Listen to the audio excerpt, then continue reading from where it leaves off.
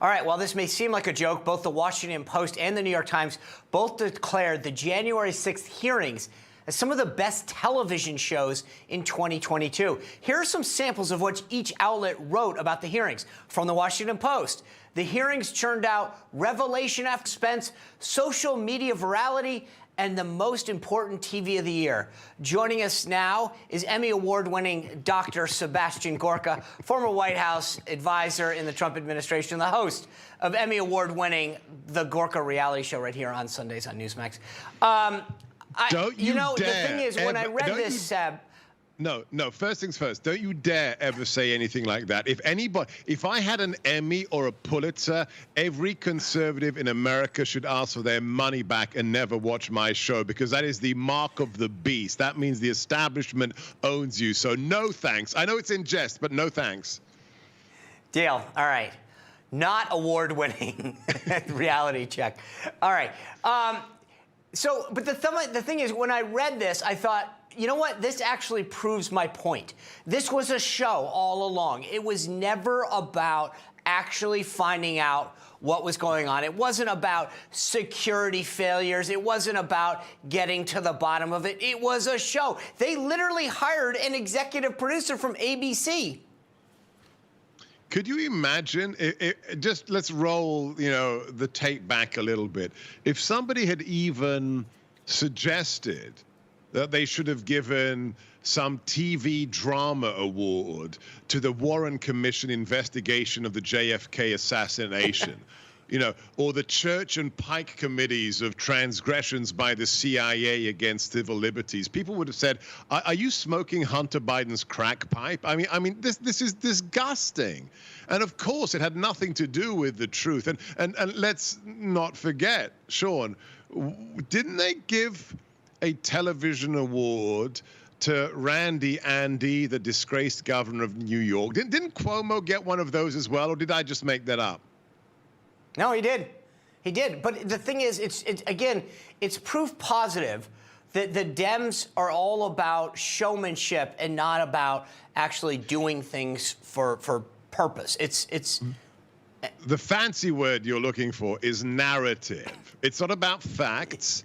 It's not about getting to the truth. It's about spinning a narrative that is politically determined. Oh, you have a red hat on. You must be a white supremacist. That's all that it's about. You voted for Donald Trump. You are a threat to the nation. No, let's not ask why, Donald Trump offered the National Guard to Nancy Pelosi weeks before January the 6th, and she refused. And by the way, let's not subpoena Nancy Pelosi, who is responsible as the Speaker of the House for the security of the whole of Congress. Why wasn't Nancy Pelosi subpoenaed? It's so strange, isn't it?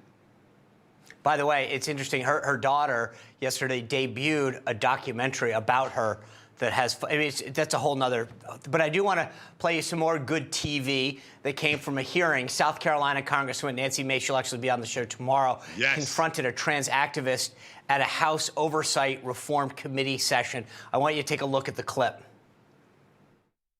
One of the witnesses, Alejandra Caraballo, tweeted out the following in response to a decision on abortion overturning Roe v. Wade, and I'll quote directly from the tweet: "The 6 justices who overturned Roe should never know peace again." I don't believe that's a correct characterization of my statements. Did you not tweet that? That you thought that the Supreme Court justices should be accosted? What I'm saying is that is not an accurate characterization of my statements.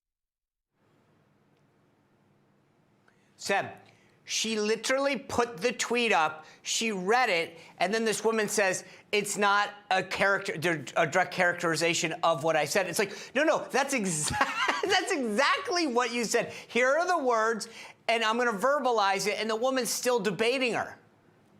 Yeah, I had no idea who Alejandra Caraballo is when I woke up this morning, but I looked her up on Twitter, and he's blocked me.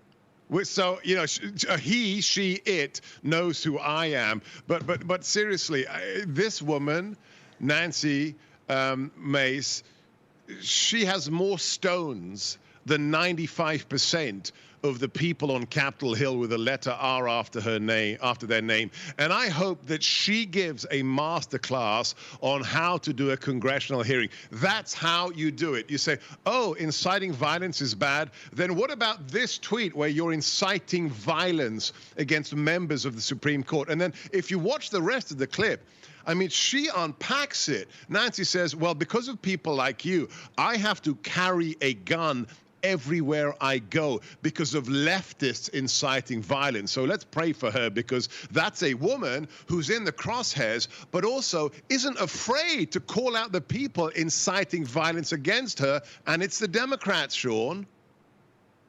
Yeah, real quick, though, you know, the funny thing is, I love Jamie Raskin. He's sitting there, his expression, he can't believe this. I have like 10 seconds left. He's so outraged that she's actually calling her out. I can't believe his hairdo. I don't know what Raskin did, whether he stuck his fingers in the socket or something. I mutually can't believe his hair, his hairdo either. So maybe it just, it's a mutual thing. But Seb, in the last 20 seconds, if this had been a Republican, I mean, if the roles had been flipped, this would have been, this would have gone viral. But outside of Newsmax, this isn't getting coverage. And maybe Seb's, your radio show. If this had been a conservative inciting violence, against Ruth Bader Ginsburg, this would have been a front-page story for weeks and weeks on end, even without somebody rolling up to her house with zip ties, a gun, and a knife, which is what happened to Brett Kavanaugh. Instead, the mainstream media is saying, oh, no, Brett Kavanaugh went to a Christmas party with Matt Schlapp and Sebastian Gorka. How dare he, as a conservative, go to a Christmas party?